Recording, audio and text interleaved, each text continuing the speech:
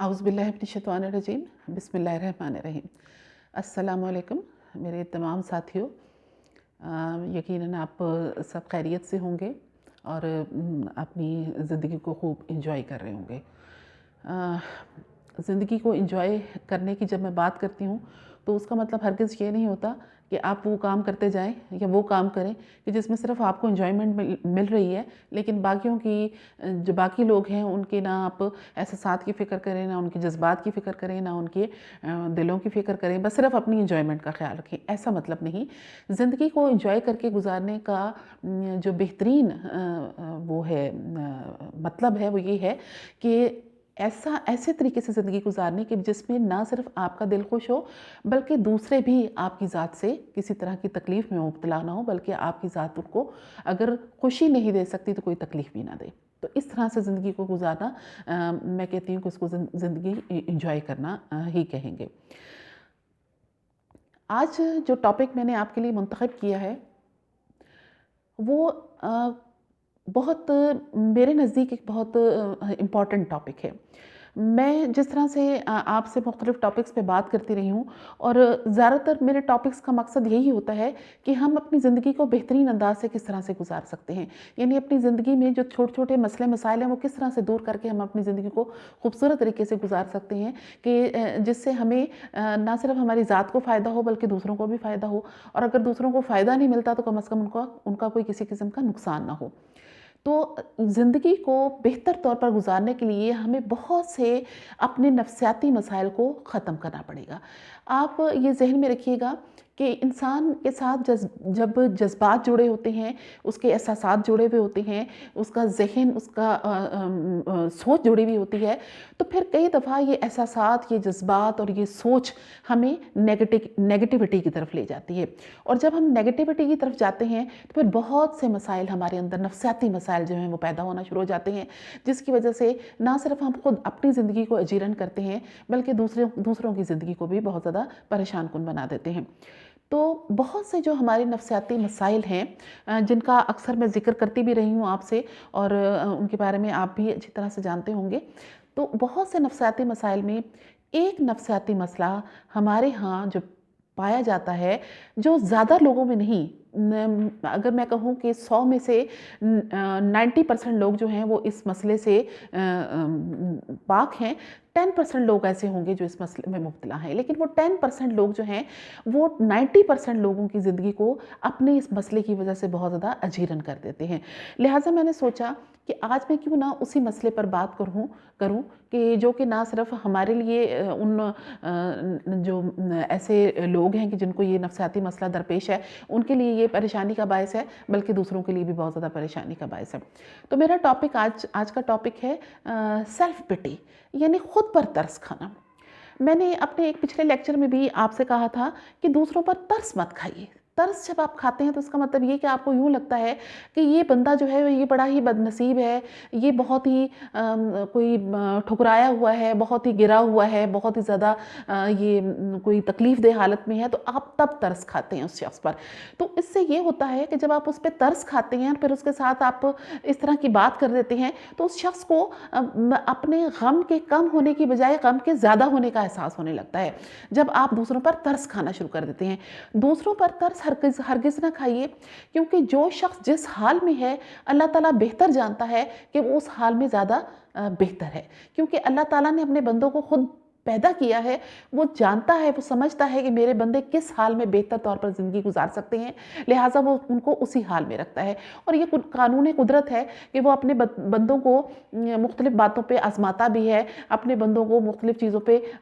उनकी बदअमली पे उनको दुनिया में सज़ा भी दे देता है, उनको आजमा कर उनसे अपनी मोहब्बत का इजहार भी कर देता है कि आया मैं इनको आजमाऊँगा तो क्या ये फिर भी मेरी तरफ पलट कर आएंगे या कोई कलमा कुफर बोलने लगेंगे या कोई मेरे रास्ते से हट जाएंगे। लिहाजा अल्लाह ताला आजमाता भी है बंदे को, उसको सज़ा भी देता है। सज़ा देने का मकसद ये होता है कि अल्लाह ताला उसको सुधारना चाहता है बंदे को सुधारने के लिए वो उसको सज़ा देता है। और कुछ लोग ऐसे होते हैं कि जो तो इस सज़ा से पलट जाते हैं, अपने आप को पलटा लेते हैं, तौबा कर लेते हैं, और कुछ जो है वो फिर गलत रास्ते पर चलते ही जाते हैं। लिहाजा हम ترس کسی پر نہ کھائیں، دوسروں کی اصلاح کی کوشش کریں، اور اگر ان پہ کوئی پریشانی آ جائے، تکلیف آ جائے، تو بجائے ترس کھانے کے ان کے ساتھ ہمدردی کریں۔ ہمدردی کا مطلب یہ کہ آپ کا اور ان کا درد ایک ہے۔ یقیناً جیسے حالات کسی دوسرے شخص پر آئے، کبھی آپ پر بھی آئے ہوں گے، آپ پر نہیں آئے تو آپ کے کسی قریبی لوگوں پر آئے ہوں گے، تو لہٰذا آپ ان کو ڈھارس بندھا سکتے ہیں، ان کی حوصلہ افزائی کر سکتے ہیں کہ کوئی نہیں، سدا ایک جیسے حالات نہیں رہتے، کہ جیسے اللہ تعالیٰ نے بھی قرآن پاک میں بڑے واضح طور پر کہہ دیا کہ یقیناً مشکل کے بعد آسانی ہے، اور یقیناً مشکل کے بعد آسانی ہے۔ 2 دفعہ اللہ تعالیٰ نے ریپیٹ کی اس بات کو، تو یقیناً ہر مشکل کے بعد انسان کے لیے آسانی ضرور آتی ہے۔ میں نے اب تک جو بات کی ہے وہ دوسروں پر ترس کھانے کی بات کی ہے کہ آپ دوسروں پر ترس نہ کھائیں، لیکن ہمارے معاشرے میں کچھ لوگ ایسے بھی ہیں جو اپنے آپ پر ترس کھاتے ہیں، یعنی انہیں ہر وقت یہ محسوس ہوتا ہے کہ ہم بہت مظلوم ہیں، ہم پر ظلم ہو رہا ہے، ہمارے ساتھ تقدیر نے بھی ظلم کیا، ہمارے ساتھ نعوذ باللہ اللہ تعالیٰ کی ذات نے بھی ظلم کر دیا، ہمارے ساتھ ہمارے ارد گرد کے معاشرے کے لوگوں نے بھی ظلم کر دیا، ہمارے ساتھ گھر کے لوگوں نے بھی ظلم کر دیا، اور وہ یہ سوچ سوچ کر اپنے آپ پر ترس کھاتے رہتے ہیں، اور پھر اپنے ہی دکھ پر روتے بھی رہتے ہیں۔ یعنی ان کو یہ دوسروں کے دکھ پر رونے کا اتنا زیادہ ان کو شوق نہیں ہوتا، یا ان کے آنسو نہیں نکلتے، جتنا ان کو اپنے دکھ پر رونے کا بہت زیادہ ہر وقت ان کا دل چاہتا رہتا ہے، اور وہ اپنے آپ کو مظلوم سمجھتے رہتے ہیں کہ ہم جو ہیں وہ بہت زیادہ ستائے ہوئے ہیں اور بہت زیادہ مظلوم لوگ ہیں۔ میرا ایسے لوگوں کے لیے، جو تمام ایسے لوگ ہیں جو صرف اپنی ذات کو دیکھتے ہیں اور اپنی ذات پہ گزرے ہوئے مشکل وقت اور حالات کو دیکھ کر خود پر ترس کھاتے رہتے ہیں اور خود کو مظلوم سمجھتے رہتے ہیں، ان تمام لوگوں کے لیے میں صرف یہی بات کہنا چاہوں گی کہ جس طرح میں نے کہا کہ دوسروں پر ترس مت کھائیں، کہ ہر انسان اللہ تعالیٰ اس دنیا میں پیدا کرتا ہے تو اس کو آزماتا بھی ہے، اس کو پرکھتا بھی ہے، اس کو سزا میں بھی مبتلا کرتا ہے تاکہ وہ پلٹ کر اللہ تعالیٰ کی طرف آ جائے، اور اگر وہ نہیں آتا تو اللہ تعالیٰ پھر اس کو چھوڑ دیتا ہے کہ تم جہاں مرضی جاؤ، تمہاری اپنی مرضی بھٹکتے رہو، پھر جزا و سزا کا دن جو ہے اس دن پھر یقیناً اس کی پکڑ ہو گئی۔ بالکل اسی طرح سے آپ اپنی ذات پر بھی ترس کھانا چھوڑ دیجئے، کیونکہ آپ اللہ تعالیٰ کی اشرف المخلوقات جو ہے اس میں شمار ہوتے ہیں۔ اللہ تعالیٰ نے اپنے انسان کو بڑے محبت سے بنایا ہے، بہت محبت سے اللہ تعالیٰ اپنے بندے کو بناتا ہے، اور بہت خوبصورت طریقے سے اس کو دنیا میں اس کا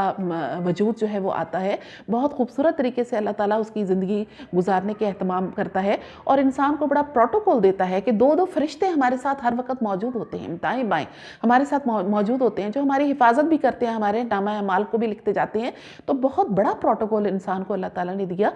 تو جب اس قدر پروٹوکول کے ساتھ ایک انسان دنیا میں آتا ہے اور اپنی زندگی گزارتا ہے، اور جب اس دنیا سے جانے بھی لگتا ہے، تو تب بھی یہ کہ اللہ تعالیٰ بڑا پروٹوکول دیتا ہے بندے کو۔ اللہ تعالیٰ کے محبوب فرشتے اس بندے کے پاس آتے ہیں اور پھر اس کو بہت خوبصورت طریقے سے اللہ تعالیٰ کے پاس لے جاتے ہیں، اور یہ تو آپ لوگوں نے ہر جگہ پڑھا ہوگا کہ جو اللہ تعالیٰ کی ذات پر ایمان رکھنے والا، پختہ ایمان رکھنے والا شخص ہوتا ہے، اس کی فرشتے بڑے خوبصورت طریقے سے جان لے کر جاتے ہیں، اور وہ جو اللہ تعالیٰ کا نافرمان ہوتا ہے وہ تکلیف دہ انداز میں پھر اس کی جان نکالی جاتی ہے، کیونکہ وہ اللہ تعالیٰ کے احکامات کی پیروی نہیں کر رہا ہوتا، لہٰذا یہ اس وقت فرشتوں کا بھی اس پر غصہ ہوتا ہے، اور وہ اس سختی کے ساتھ اس کی جان قبض کرتے ہیں کہ اس بندے کو احساس ہو، وہ بندہ اس وقت فیل کرے کہ یہی زندگی تھی تھوڑی سی جو کہ میں نے نافرمانیوں میں گزار لی، اور آخر یہی میرا انجام تھا جس کی میں نے کبھی پرواہ نہیں کی تھی۔ تو انسان بڑے اعزاز کے ساتھ اس دنیا میں رہ رہا ہے، اللہ تعالیٰ نے بڑی عزت و تکریم دی ہے اس کو، تو پھر وہ انسان اپنے اوپر ترس کیوں کھاتا ہے؟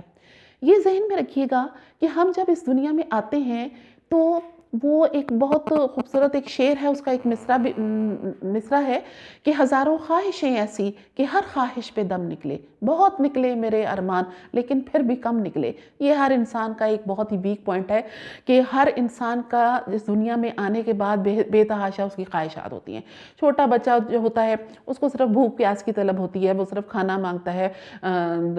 پانی مانگتا ہے، یا اس کو سردی گرمی سے بچانے کے لیے لباس کی ضرورت ہوتی ہے،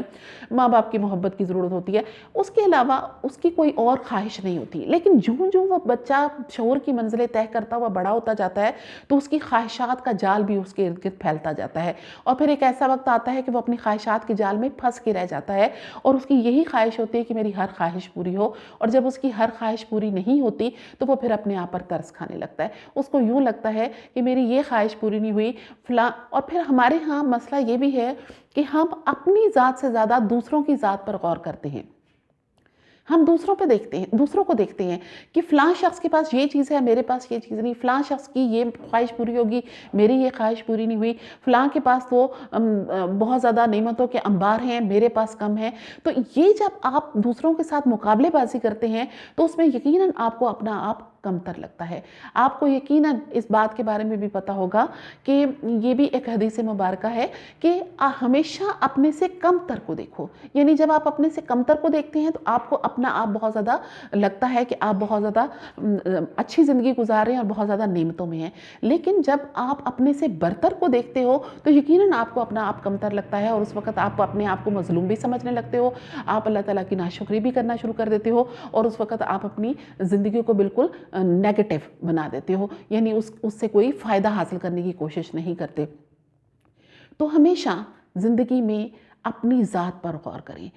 غور و فکر کریں. میں ہمیشہ اپنے اسٹوڈنٹ سے کہا کرتی ہوں کہ اپنے آپ پر غور و فکر کریں. سب سے پہلے خود کو پہچانیں، پھر آپ دوسروں کی طرف نظر ڈالیں. جس دن آپ خود کو پہچان جائیں گے اس دن آپ ہر شخص کو پہچان جائیں گے. جب آپ کو محسوس ہو جائے گا کہ فلاں شخص نے میرے ساتھ ایسی بات کی تو میری دل آزاری ہوئی، تو یقیناً میری دل آزاری ہوئی تو میں کسی دوسرے کو بھی یہ شخص کو ایسی بات نہیں کہوں گا کیونکہ اس کی بھی دل آزاری ہوگی. فلاں نے یہ بات کہی تو اس سے میری بڑی حوصلہ افزائی ہوئی تو میں ایسی بات ہی کروں گا کہ جو کہ دوسرے بندے کی حوصلہ افزائی کا باعث بنے. کسی شخص نے میرے ساتھ اس طرح کی بات کی کہ میری حوصلہ شکنی ہوئی، لہٰذا مجھے کوئی ایسی بات نہیں کرنی کہ جس سے دوسرے کی حوصلہ شکنی ہو. یعنی آپ خود کو پہچانیں کہ کس بات سے آپ کو خوشی ملتی ہے، کس بات سے آپ کو دکھ ملتا ہے، کس بات سے آپ رنجیدہ ہوتے ہو، کس بات سے آپ احساس کمتری کا شکار ہوتے ہو. وہ کون سی ایسی بات ہے جو آپ کے اندر حسد کا جذبہ پیدا کرتی ہے، وہ کون سی ایسی بات ہے جو آپ کے اندر نفرت کا جذبہ پیدا کرتی ہے. جب آپ ان چیزوں کو سمجھنے لگو کہ اپنے لیے تو آپ یقین جانیے آپ ہر انسان کو سمجھنے لگیں گے. ہر انسان اپنے اندر ایک پوری دنیا لیے ہوئے ہوتا ہے، لیکن ہم لوگوں نے کبھی خود کو سمجھنے کی پرکھنے کی کوشش ہی نہیں کی. میں اپنے اسٹوڈنٹ سے ہمیشہ یہ کہا کرتی ہوں کہ اپنے آپ کو جانیں کہ آپ کون ہیں، آپ کے اندر کیا خصوصیات ہیں، کون سی لیمیٹیشنز ہیں، کون سی اسٹرینتھس ہیں، کون سی کمیاں ہیں آپ کے اندر، کون سی آپ کے اندر بہت زیادہ خوبیاں موجود ہیں. خود کو پہچانیں، خود کو پہچاننے کی کوشش کریں. اور خود کو پہچاننے کے لیے کون سا ٹائم چاہیے؟ یقیناً سارا دن ہمارا بڑے مصروفیت میں گزرتا ہے، دنیا کے کام دھندوں میں اتنے مشغول ہوتے ہیں ہم کہ ہمیں اپنے بارے میں سوچنے کا موقع ہی نہیں ملتا. تو ایک رات کا ایسا وقت ہوتا ہے کہ سونے سے قبل اگر آپ آدھا گھنٹہ اپنے لیے نکال لیں، صرف آدھا گھنٹہ آپ پورے دن کے بارے میں سوچیں کہ میں نے آج کیسا دن گزارا، میری وجہ سے کتنے لوگوں کا دل دکھا، میری وجہ سے کتنے لوگوں کو خوشی ملی، کون سے ایسے لوگ ہیں جنہوں نے میرا دل دکھایا، کون سے ایسے لوگ ہیں جنہوں نے مجھے خوشی دی، کن باتوں پہ میری حوصلہ افزائی ہوئی، کن باتوں سے میری حوصلہ شکنی ہوئی، کن باتوں سے میں نے دوسروں کو یہ حوصلہ شکنی کی، کن باتوں سے میں نے دوسروں کی حوصلہ افزائی کی. آج پورے دن میں نے کون سا ایسا اچھا کام کیا جس سے میرا دل خوش ہوا، آج کون سے ایسے برے کام مجھ سے ہوئے کہ جس کی وجہ سے مجھے پچھتاوا محسوس ہو رہا ہے. یہ آپ رات سونے سے پہلے ذرا آدھا گھنٹہ نکال کے اپنے بارے میں سوچئے، بہت غور کیجئے. پھر آپ صبح کے ٹائم جب آپ کی آنکھ کھلے اذانوں سے پہلے تو پھر ایک آدھا گھنٹہ نکالیے اپنے لیے اور غور و فکر کریں آنے والے دن کے لیے کہ کل جو دن گزر گیا اس دن میں نے یہ چیزیں دیکھی، محسوس کی، اگلے دن میں مجھے کیا کرنا ہے. یعنی جو مجھ سے غلطیاں پچھلے دن میں ہوگی اگلے دن میں نے وہ غلطیاں نہیں کرنی. جو اچھے کام میں نے پچھلے دن میں کیے اس کو میں نے اگلے دن بھی کنٹینیو رکھنا ہے. وہ تمام لوگ جنہوں نے میرے ساتھ غلط کیا میں نے اگلے دن دوسروں کے ساتھ ویسا نہیں کرنا، میں نے اس کے بالکل برعکس کرنا ہے. یعنی آپ خود کو پہچان چکے ہیں نا، اپنی ذات کو پہچان چکے ہیں تو اب یقیناً آپ دوسروں کو بھی پہچانیں گے، پہچاننا شروع کر دیں گے. میں جب بھی کلاس میں اپنے اسٹوڈنٹس کو لیکچر دیا کرتی تھی تو میرے سامنے مختلف قسم کے اسٹوڈنٹ بیٹھا کرتے تھے، لڑکے بھی ہوتے تھے، لڑکیاں بھی ہوتی تھیں۔ میرے پاس یقیناً یونیورسٹی کے لڑکے لڑکیاں ہوتے تھے، تو یقیناً وہ ینگ جنریشن تھی۔ تو کئی دفعہ اس طرح کی وہ حرکت کر جاتے تھے کہ جو کہ مجھے بری لگتی تھی، میرا دل چاہتا تھا کہ میں ان کو ڈانٹ دوں، لیکن میں چند سیکنڈز کے لیے ریاکشن کرنے سے پہلے سوچ لیا کرتی تھی کہ اگر اس سیٹ پر میں بیٹھی ہوں اور یہاں پر کوئی میرا ٹیچر ہو، اگر وہ مجھے اس طرح کی بات کہے گا تو مجھے ناگوار گزرے گی۔ اگر میرا دل کہتا کہ ہاں تو پھر میں ریاکشن نہیں کرتی تھی، اور اگر میرا دل کہتا کہ نہیں یہ بات مجھے معیوب نہ لگتی کیونکہ میری حرکت ہی ایسی تھی، تو پھر میں ریاکٹ کر لیتی تھی اگلے اسٹوڈنٹ کے کسی بھی ایسے عمل پہ جو کہ مجھے ناگوار لگا، کلاس کے اندر جو ایسی بات نہیں ہونی چاہیے تھی اس کے خلاف۔ تو اس کا مطلب یہ ہوا کہ میں نے چند سیکنڈز کے اندر اپنے آپ کو جج کیا اور اس کے بعد ریاکشن کیا۔ تو اگر ہم اپنی ججمنٹ کرنا شروع کر دیں، رفتہ رفتہ جب ہم رات کو سونے سے پہلے، صبح اٹھنے سے پہلے اپنا احتساب کریں گے، اپنی ججمنٹ کریں گے، اپنے اندر کو پہچانیں گے، اپنی خوبیوں خامیوں کو پہچانیں گے، اس کے بعد آہستہ آہستہ ہم اتنے عادی ہو جائیں گے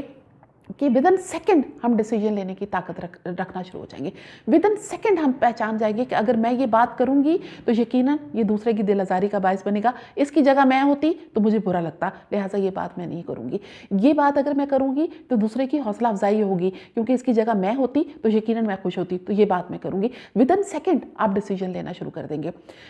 جب آپ اس طرح سے خود کو پہچاننا شروع کر دیں گے، جب آپ اپنی ذات سے آگاہ ہو جائیں گے، تو یقیناً آپ دوسروں کی ذات سے بھی آگاہ ہو جائیں گے۔ آپ یہ ذہن میں رکھیے گا،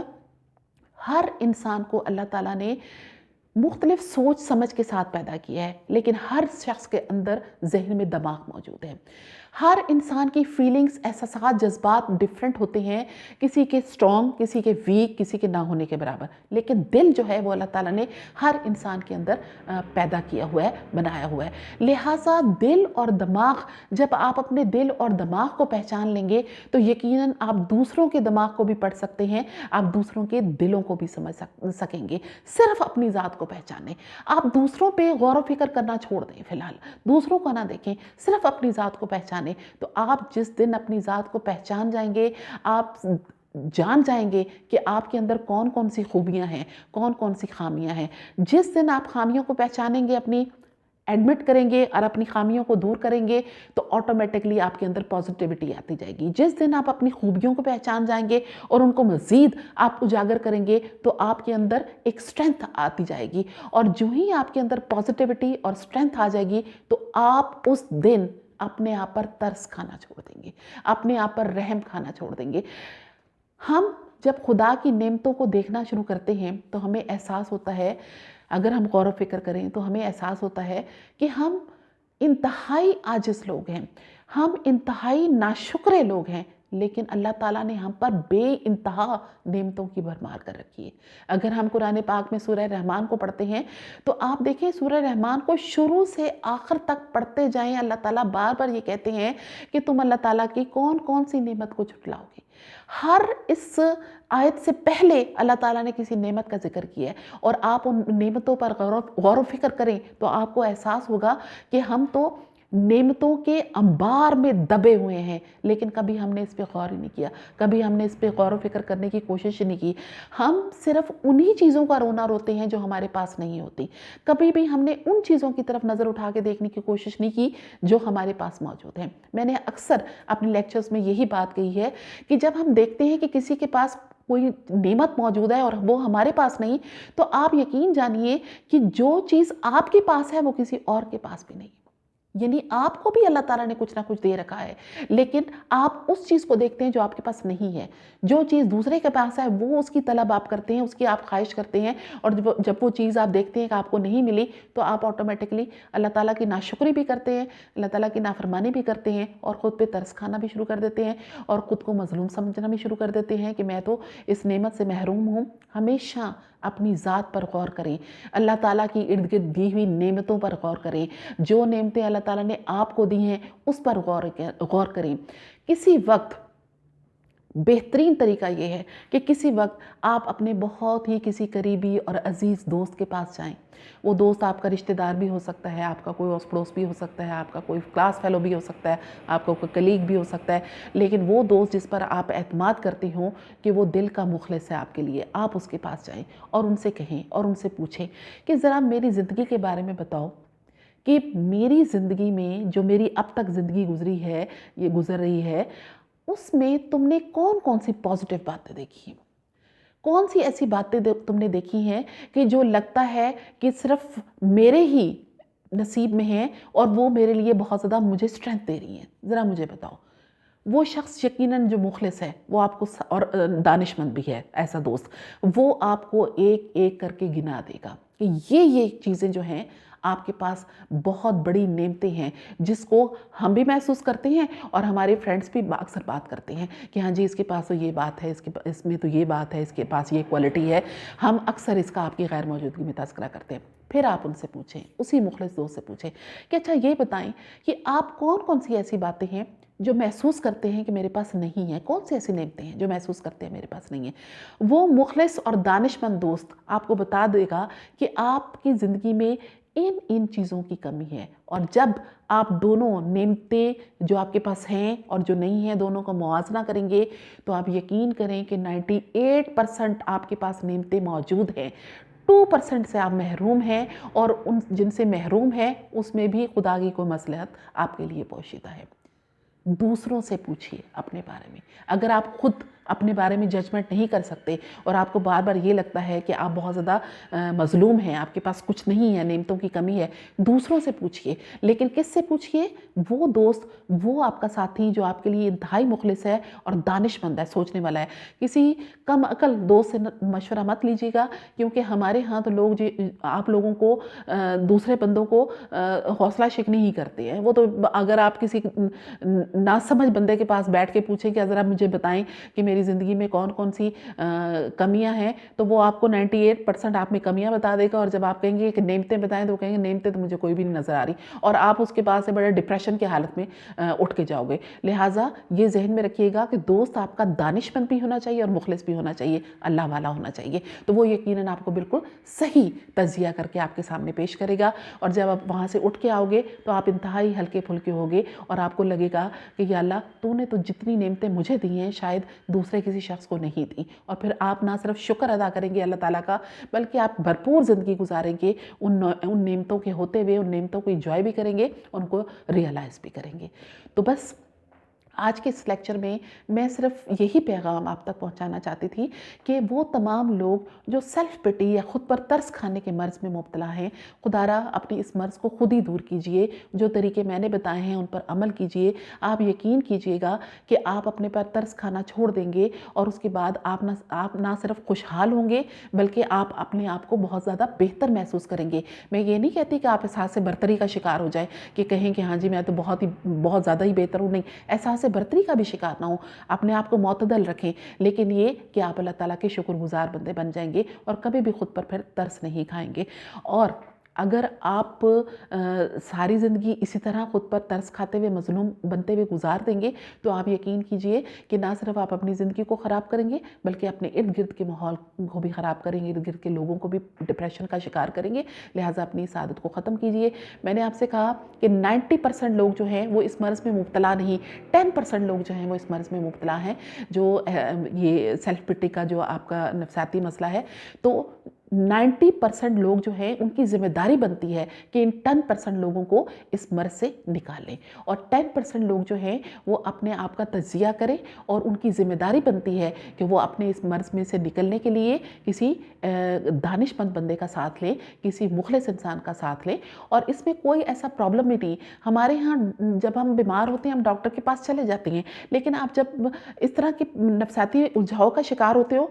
تو آپ کسی سائیکیٹرسٹ کے پاس جانا یا سائیکالوجسٹ کے پاس جانا پسند نہیں کرتے، کیونکہ ہمارے ہاں یہ ہوتا ہے کہ ہاں جی جو دماغی مریض ہوتے ہیں وہی جاتے ہیں۔ ایسی کوئی بات نہیں ہے۔ جس طرح سے آپ کا سر درد کرتا ہے، آپ کو نزلہ زکام ہو جاتا ہے، آپ کا پیٹ میں تکلیف ہے تو آپ کو ٹیبلٹ لیتے ہیں، اس کا علاج کرتے ہیں، تو بالکل اسی طرح سے جب آپ نفسیاتی طور پر کسی قسم کی پریشانی کا شکار ہوں تو آپ فوراً کسی سے مشورہ لیں، کسی دوست سے مشورہ لے لیں، اچھے دانشمند دوست سے مشورہ لیں، اسٹوڈنٹس ہیں تو اپنے کسی بہترین استاد سے مشورہ لیں، آپ اپنے والدین سے اس چیز میں مشورہ لے سکتے ہیں، اور اگر آپ کسی کو نہیں بتانا چاہتے تو آپ سیدھا کسی سائیکالوجسٹ کے پاس جائیں اور اس سے آپ مشورہ لیں، تو وہ آپ کو اس چیز کے بارے میں یقیناً آپ کی کونسلنگ کرے گا اور آپ کو اس